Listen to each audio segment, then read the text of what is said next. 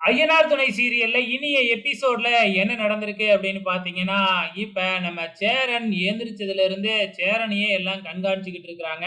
Night ஃபுல்லா யாரும் தூங்காம எங்க சேரன் தெரியாம ஓடிடுவாரோ அப்படின்னு பயந்துகிட்டே இருந்திருப்பாங்களாட்டுக்கு. அத சேரனே சொல்லி காமிக்கிறாங்க. இந்த பல்லவன் நைட்டு தூங்காம என்னையே கண்காணிச்சுக்கிட்டு இருக்கான். நான் என்ன திருப்பியுமா ஓடிப்புட போறேன் அப்படிங்கிற மாதிரி. இல்லண்ணே நீங்க பாட்டுக்கு ஓடிட்டீங்கன்னா என்ன பண்றது?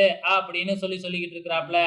அதுக்கப்புறம் பார்த்தீங்கன்னா, நம்ம பல்லவனும், நம்ம சோழனும் காய்கறிலாம் வாங்கிக்கிட்டு வராங்க.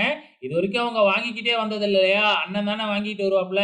எங்க காய்கறி வாங்க போற சாக்குல போயிடுவாரோ! அப்படின்னு சொல்லி அந்த வேலையையும் நம்ம சேரனுக்கு வைக்காம அவங்களே முடிச்சிடுறாங்க. இருந்தாலும் சேரன் அந்த ஜோசியக்காரர் சொன்னத நினைச்சு இன்னும் எனக்கு பயமா தான் இருக்குன்னு சொன்ன உடனே, "இப்ப என்னண்ணே, அது பொய்ன்னு நிரூபிச்சா இதுக்கப்புறம் போக மாட்டல்ல?"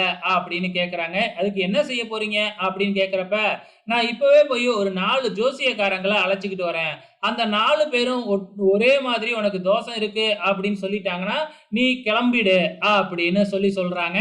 அதே மாதிரி கொஞ்ச நேரத்துல 4 ஜோசியக்காரர ஆட்டோவுல அழைச்சுக்கிட்டு வராங்க. அந்த 4 ஜோசியக்காரரும் தனித்தனியா தான் பார்க்கணும் அப்படின்னு சொல்லிடுறாங்க. ஏன்னா ஒட்டுக்கா உட்கார்ந்து பார்த்தா கும்பல்ல எல்லாம் ஒரே மாதிரி சொல்லிடுவாங்க இல்லையா? அதனால ஒட்டுக்கா பார்க்க வேணாம் அப்படின்னு தனித்தனியா கூப்பிட்டு பார்க்க வைக்கிறாங்க. ஒவ்வொருத்தரும் வந்து பார்த்தீங்கன்னா, அந்த ஜாதகத்த பார்த்துட்டு ஆகா, ஓஹோன்னு புகழ்ந்து தள்றாங்க. அதே டைம்ல கடைசியா குலதெய்வ கோயிலுக்கு நீங்க போகல. அதனால தான் எந்த நல்ல காரியமுமே நடக்க மாட்டேங்குது அப்படிங்கிறத மட்டும் சொல்லிடுறாங்க. இதனால சேரனுக்கும் சந்தோஷம். ஃபைனலா என்ன நடக்குது அப்படின்னு பார்த்தீங்கன்னா, குலதெய்வ கோயிலுக்கு போகலாம் அப்படிங்கிறது முடிவு எடுத்திருக்கிறாங்க. வெயிட் பண்ணி பார்க்கலாம் அப்கமிங்ல என்ன நடக்க போகுதுன்னு.